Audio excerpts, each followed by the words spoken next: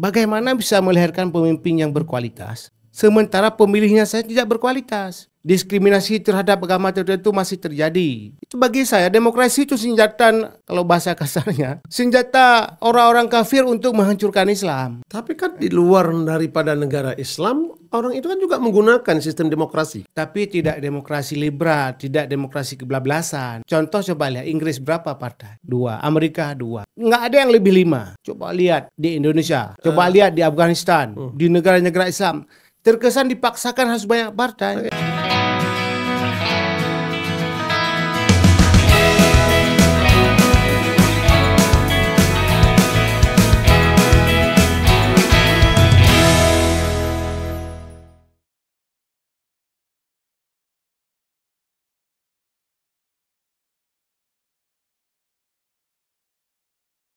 Assalamualaikum warahmatullahi wabarakatuh, sahabat DAO Podcast. Kembali bertemu dengan saya Akmal Afzal dalam program Seramo Demokrasi. Sebagaimana kita ketahui bahwa program ini membahas Aceh dari berbagai macam dinamika. Hari ini kita mengangkat tema yang cukup menarik, demokrasi dalam perspektif Islam dan local wisdom. Di studio kita telah mengundang seorang narasumber yang cukup berkompeten untuk mengupas dengan tajam setajam silet, yaitu Tengku Dr. Yusuf Qardawi. Assalamualaikum Tengku Yusuf. Waalaikumsalam warahmatullahi wabarakatuh. Jroh alhamdulillah. Ini kan kita memasuki masa pemilihan kepala daerah. Baru beberapa bulan yang lalu di Aceh secara nasional juga pemilihan presiden dan pemilihan legislatif sudah tuntas. Dibuktikan dengan pelantikan anggota DPR RI, DPRA, dan DPRK serta pelantikan presiden. Namun saat bersamaan kita akan menghadapi pilkada pemilihan kepala daerah serentak secara nasional. 27 November nanti adalah hari di mana menentukan siapa kepala daerah Aceh. Dalam perspektif Tengku Yusuf yang konsentrasinya terhadap demokrasi, apa korelasinya antara demokrasi itu dengan Islam itu sendiri? Mungkin sebelum kita ulas lebih jauh mengenai demokrasi, kita flashback sedikit ke belakang sejarah lahirnya demokrasi dulu. Ada dua pendapat besar mengenai kapan demokrasi itu wujud sebagaimana praktek sekarang. Pendapat pertama mengatakan sekitar lebih kurang 600 tahun sebelum Masehi. Pendapat kedua 700 sebelum Masehi. Artinya beda 100 tahun. Di mana pada saat itu salah satu tokoh borjuis Yunani yang bernama Solon mencetus ide tersebut.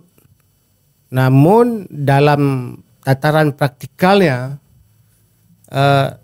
tidak sebagaimana yang sekarang. Jadi pencetus demokrasi tersebut malah dengan praktek sekarang jauh sekali perbedaan. Di antaranya misalnya kalau demokrasi sekarang itu 17 tahun ke atas atau sudah pernah menikah.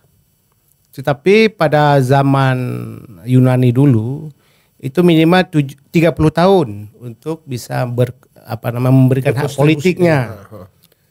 Dan tidak semua warga Athena atau Yunani pada saat itu dapat berpartisipasi untuk memilih raja mereka. Yaitu hanya kalangan-kalangan borjuis saja, kaum-kaum proletar ya, seperti kalau bahasa kita sekarang orang kismin, maaf sekali, seperti buruh bangunan, tukang becak, yang serata-seratanya rendah itu tidak dilibatkan untuk memberikan hak politik mereka, termasuk kaum perempuan. Kan berbeda dengan sekarang. Sekarang suara intelektual, suara guru besar, petani, suara ulama dengan suara dengan suara bandit, suara PSK itu sama. kalau mau kita lihat kualitas demokrasi dulu lebih bagus, lebih baik dibandingkan sekarang. Namun demikian banyak sekali juga yang pro kontra pada saat itu.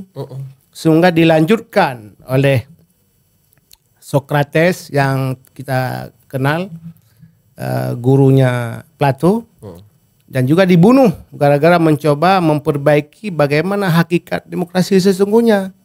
Mereka si Socrates ini berharap demokrasi itu juga bisa melibatkan semua warga negara. Seingat Dr. Yusuf, sejak kapan terjadi perubahan yang signifikan antara pra-Masehi itu dengan pasca Masehi?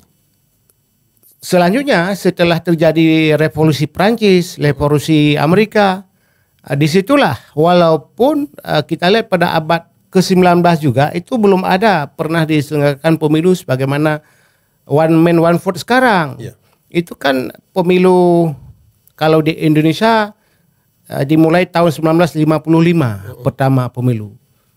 Di Amerika akhir abad ke-19 pemilu. Tapi pemilunya tidak seperti sekarang, ya. Jadi sudah, ya, kalau sekarang pemilu sekarang atau demokrasi sekarang sudah sangat liberal.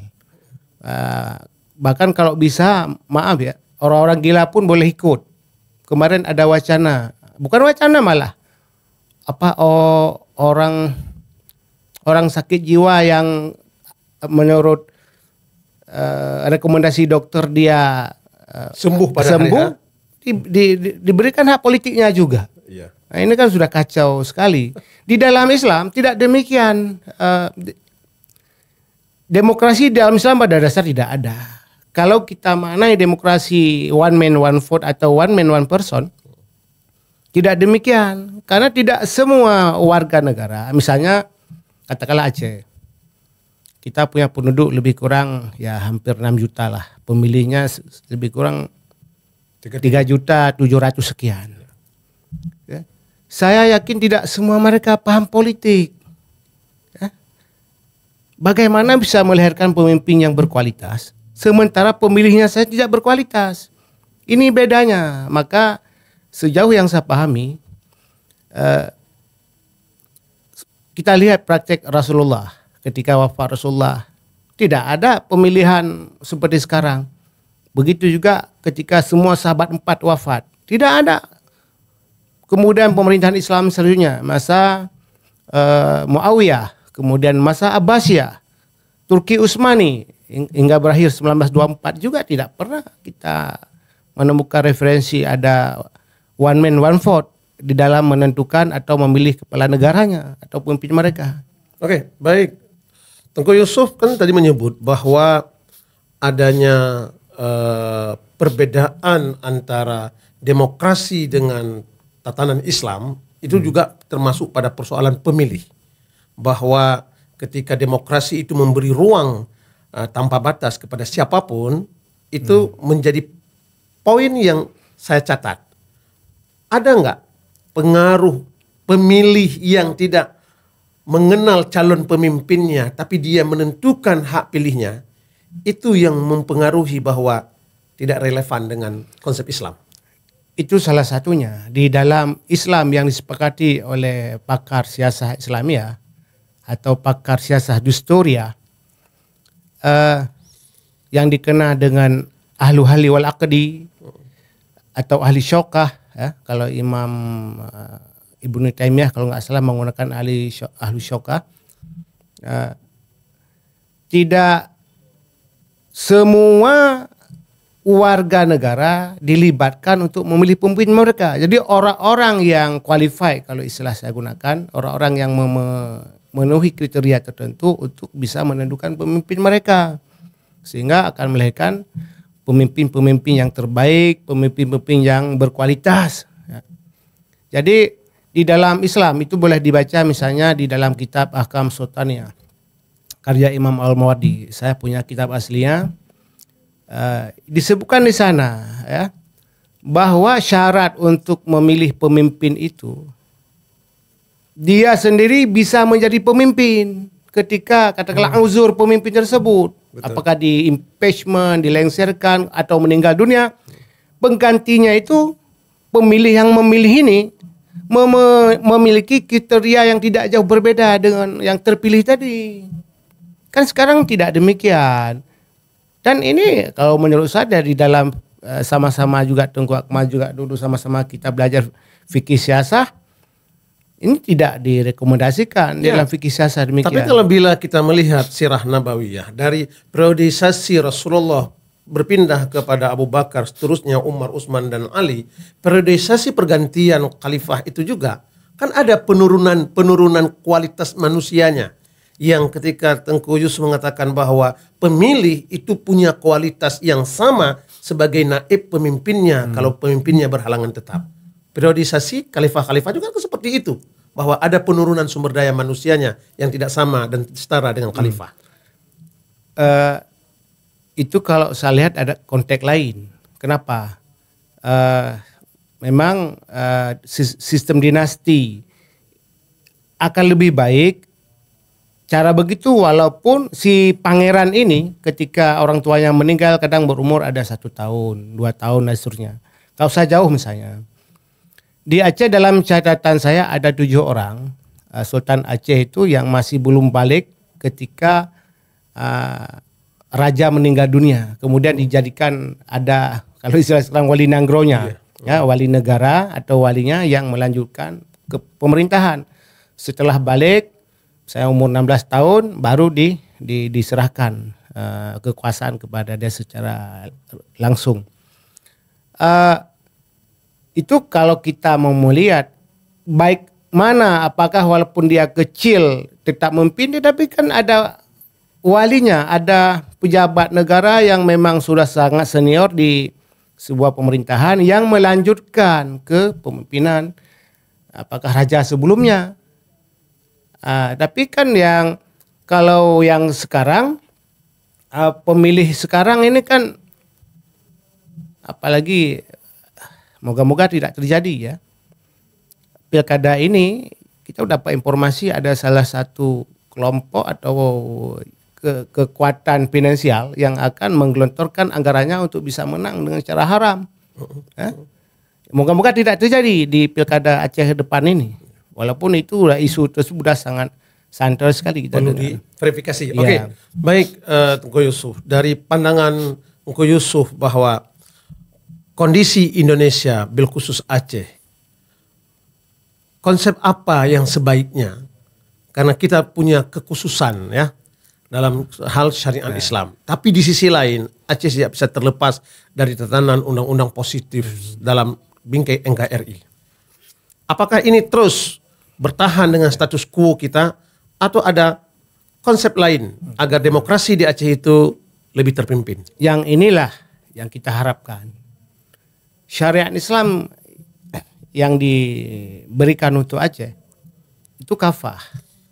Apabila kita merujuk kepada Undang-Undang Nomor 44 99, kemudian Undang-Undang 18 2001, Undang-Undang 11 2006, dengan adanya Undang-Undang 11 2006 ini maka Undang-Undang 11 tadi nggak berlaku lagi.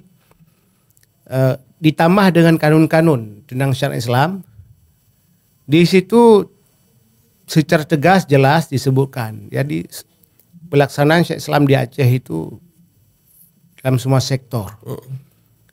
Kita menginginkan ke depan oleh pemerintah yang terpilih mungkin 28 November nanti sudah terbaca siapa pemenangnya. Memperjuangkan keistimewaan Aceh atau kekhususan Aceh itu tidak hanya dalam hal syariat Islam mahdah, ya. Al-ibadah, ya, al-ibadah, tapi dalam semua aspek termasuk cara memilih pemimpin, cara memilih gubernur, bupati, wali kota. Kita ingin kembali kepada konsep ya paling kurang sebagaimana diatur di Kanun Muqta Alam Al-Asy atau di dalam kitab Tazkirah Tabaqah yang dikarang oleh Said Abdullah Jamalulail. Kitab itu ada bagaimana ketika Sultan Aceh menunjukkan atau memilih seorang gubernur di daerah tertentu. Tidak dipilih, tetapi bagaimana ketika ditetapkan ini gubernur Pasir, ini gubernur Pedir, ini gubernur Linga, ini gubernur Daya dan sebagainya. Jadi kita ingin seperti itu. Karena kenapa? Sama-sama kita ketahui bahwa demokrasi itu merusak tatanan, menimbulkan chaos, konflik, persatuan. Mungkin Tengku Akmal tahu beberapa bulan yang lalu ketika ada kalangan daerah yang mencoba untuk memperbaiki negeri ini walaupun hanya sebagai wakil. Kemudian ada juga orang-orang daerah yang tidak bersama dengan katakanlah gurunya. Udah divonis macam-macam. Ini kan menunjukkan akan memunculkan satu friksi yang tidak sehat di dalam Islam. Sementara kita umat Islam nggak akan kuat bila tidak ada persatuan. Maka demokrasi ini merusak persatuan. Ini coba kita baca misalnya di dalam buku Hank Kelsen yang berjudul The Pure, kalau nggak salah The Theory of Law and State, kalau nggak salah ya judulnya. Saya punya buku itu. Dia seorang pakar hukum Swiss, berkebangsaan Swiss. Dia sebutkan apa di situ dalam bukunya. Demokrasi itu kapanpun tidak akan melahirkan pemimpin yang berkualitas. Tidak akan pernah melahirkan pemimpin yang berkualitas. Karena kenapa? Akan merenggang persatuan. Ketika persatuan ini renggang, maka muncul friksi-friksi dalam masyarakat saling menjelekkan. Ketika saling menjelekkan, ini tidak akan melahirkan pemimpin yang baik di negeri tersebut. Oke. Menurut Engko Yusuf secara empiris, teori, konsep baik tatanan demokrasi maupun syariat Islam yang belum tepat diterapkan di dunia ini dalam sebuah sistem kenegaraan, atau jangan-jangan mindset manusia yang belum bisa diluruskan.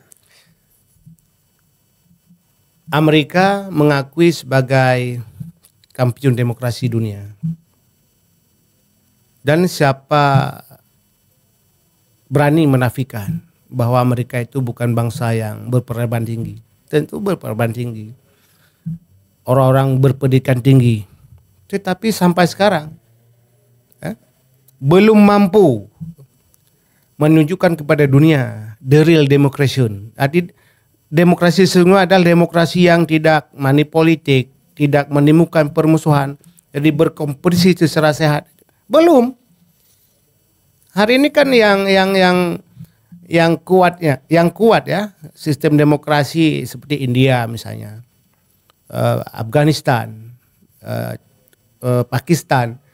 Yang anehnya lagi, terkesan dipaksakan negara-negara yang mayoritas Muslim dipaksakan oleh negara-negara adidaya agar melaksanakan real democracy. Sesungguhnya mereka sendiri belum mampu. Maka saya lihat ini ada terbaca oleh saya, oleh kita semua, ada upaya-upaya untuk bagaimana umat Islam tidak bersatu. Ketika tidak bersatu maka dia tidak kuat. Maka dengan tidak kuat akan bisa diombang-ambing oleh mereka. Sejarah juga tak bisa kita bantah bahwa di luar dari sistem demokrasi yang kita anut sekarang, Tengku Yusuf, kan pergantian demi pergantian dinasti masa lalu itu juga tidak bisa terlepas dari darah dan nyawa yang melayang.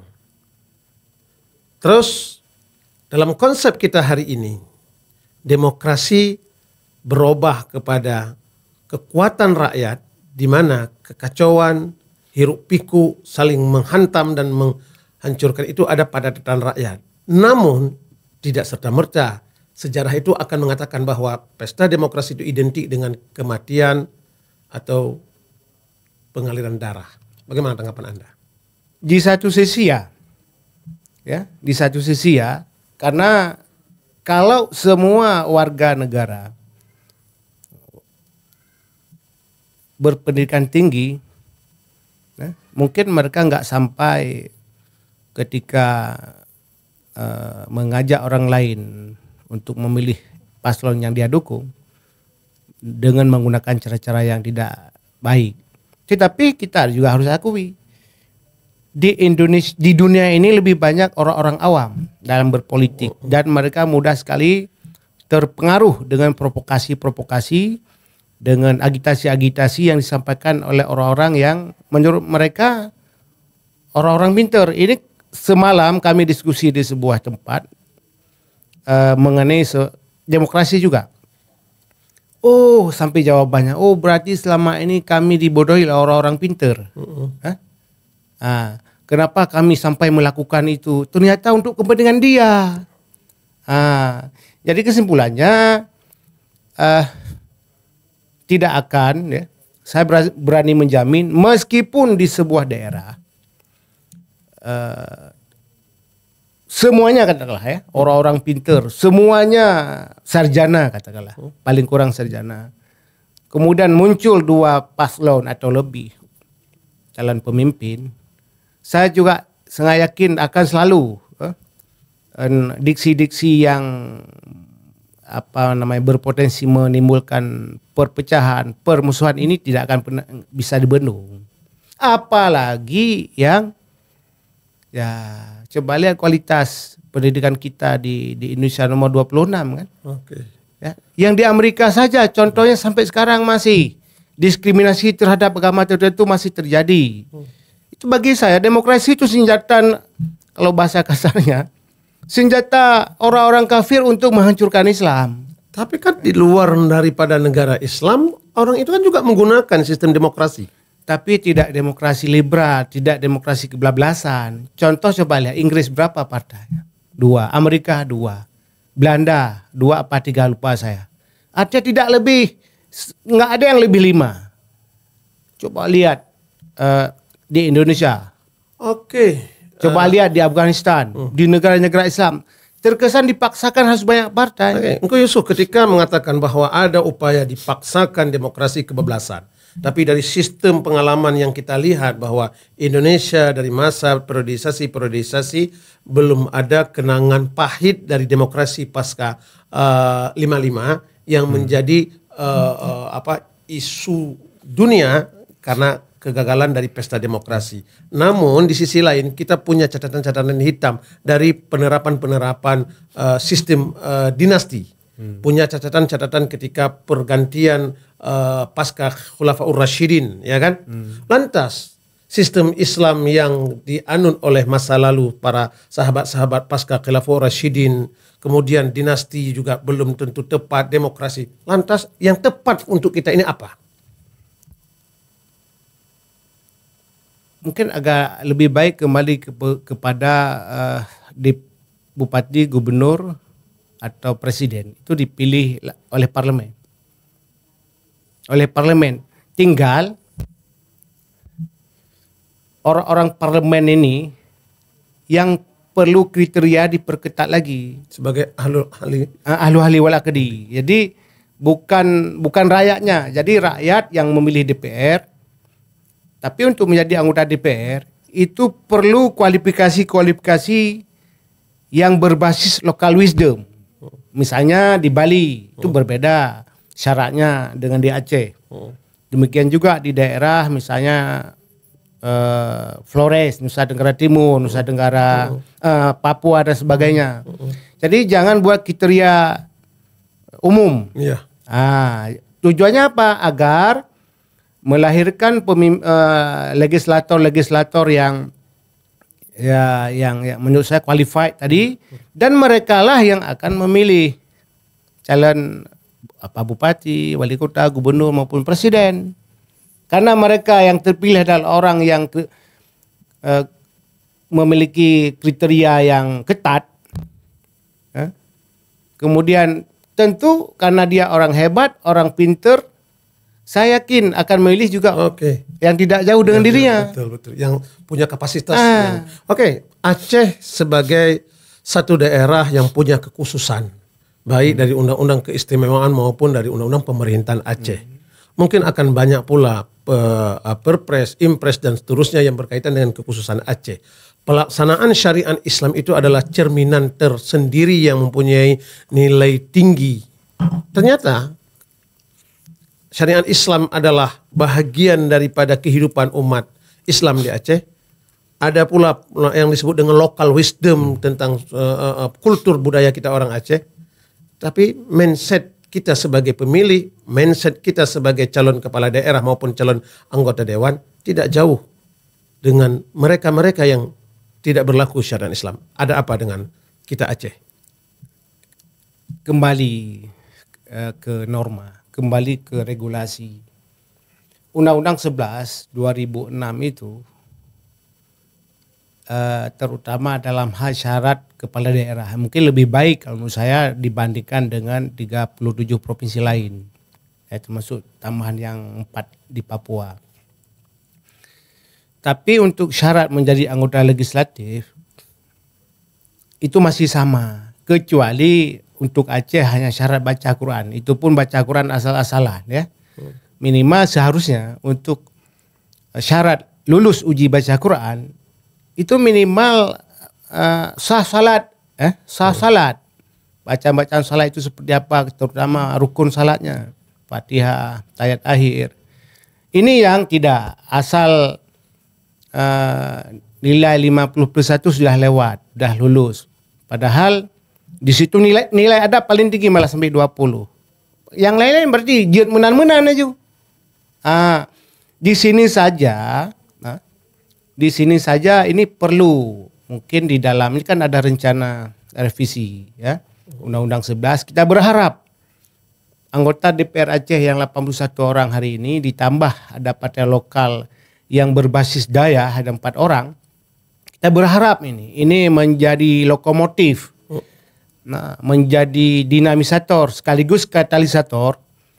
Bagaimana ke depan syarat anggota DPR Aceh ini harus berbeda secara nasional. Kita harus berbasis local wisdom lah. Bagaimana anggota DPR Aceh yang dulu 73 orang di zaman kerajaan. Coba lihat syarat-syarat SDM untuk menjadi anggota DPR Aceh dulu. Kan lagi ronyo. Buat menanjut, kemudian hanya bermodal-modal. Jadi padahal negeri syariat seharusnya DPR-nya itu juga orang-orang yang cinta dengan syariat. Indikator cinta syariat, lihat jauh hari sebelum dia mencalonkan diri. Lihat keluarganya, lihat dirinya bagaimana dia kehidupannya. Ya luhu hantom kadang atau sembahyang tiba-tiba peng terbaik. Naik syarat anak sembahyang kan. Kalau untuk kepala daerah ya melaksanakan syariat Islam. Apa indikatornya? Jadi seharusnya melaksanakan syariat Islam termasuk keluarganya, anak-anaknya, dirinya. Ini buat manteng main bola kadang. Tengku Yusuf pernah berpikir kalau kriteria itu karena menerapkan local wisdom ada persyaratan yang lebih ketat. Tengku Yusuf pernah berpikir kalau kriteria itu ditambah kita akan kehilangan caleg perdapil dan kita akan kekurangan calon kepala daerah. Pernah berpikir seperti itu? 23 kabupaten kota saya yakin ada SDM itu. Ada, saya yakin itu. Karena saya udah keliling semua kabupaten. Bukan hanya keliling lewat. Pulau Semulu misalnya yang paling jauh. Saya pernah tinggal mungkin hampir 2 bulan di sana. Di Aceh Tenggara saya pernah tinggal di Muara Situlen 15 hari. Di jauh ke sana dekat Sungai Besar. Di mana-mana pernah tinggal. Saya di Aceh Selatan sudah ke Manggamat. Kita Keon apalagi Aceh Tengah. Semua sudah.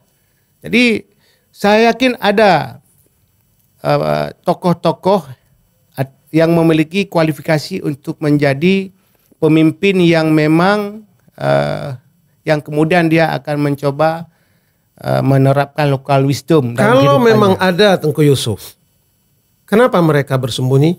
Atau mereka tidak mau menampakkan wujudnya? This is the chance. Kesempatan inilah ke depan. Kita berharap revisi Undang-Undang 11 ini menjadi prioritas. Syarat-syarat ini diperbarui. Kita berharap kepada partai lokal yang memang berbasis daya hari ini yang alhamdulillah punya kursi di parlemen. Ini kesempatan kita siap mendorong dari belakang. Sehingga ke depan akan melahirkan person-person pemimpin-pemimpin baik di tingkat di eksekutif, di legislatif maupun di eksekutif adalah orang-orang yang itu tadi mencintai agamanya, mencintai bangsanya. Tidak akan pernah terwujud SDM tersebut bila dia tidak mengutamakan agama. Kenapa? Tidak akan negeri ini makmur apabila agama bukan terdepan, menjadi pedoman dan pegangan dalam berbangsa dan bernegara.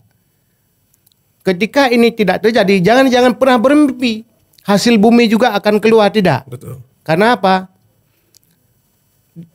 Saya sudah lupa di ayat berapa di dalam Quran. Seandainya penduduk bumi beriman dan bertakwa, la fatahna alaihim barakati minas samawati wal ard.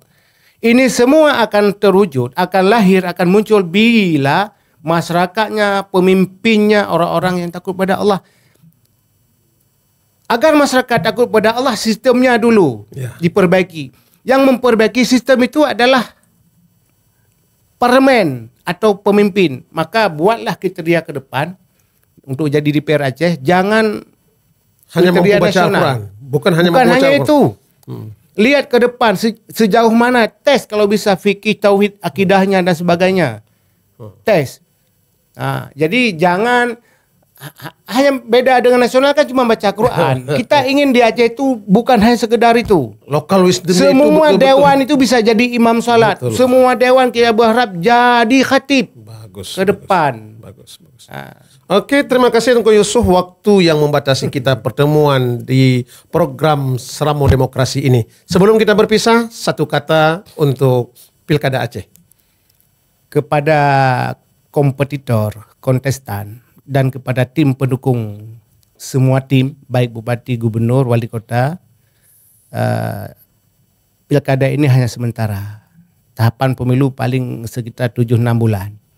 Kita bersaudara, jangan gara-gara politik sesaat ini rusak ukhuwah kita. Baik. Ukhuwah adalah segalanya. Baik. Terima kasih sahabat DAO Podcast. Demokrasi dalam perspektif Islam dan local wisdom telah disampaikan oleh Tengku Dr. Yusuf Kardawi. Mudah-mudahan 27 November mendatang akan punya pilihan tersendiri untuk Aceh. Bagaimanapun 5 tahun kepemimpinan menentukan Aceh kian lebih baik menjadi negeri baldatun thayyibatun warbur ghafur. Saya Akmal Afzal mengucapkan terima kasih. Sampai jumpa di episode berikutnya. Assalamualaikum warahmatullahi wabarakatuh. Waalaikumsalam. Terima kasih Tengku Yusuf. Mudah-mudahan sukses.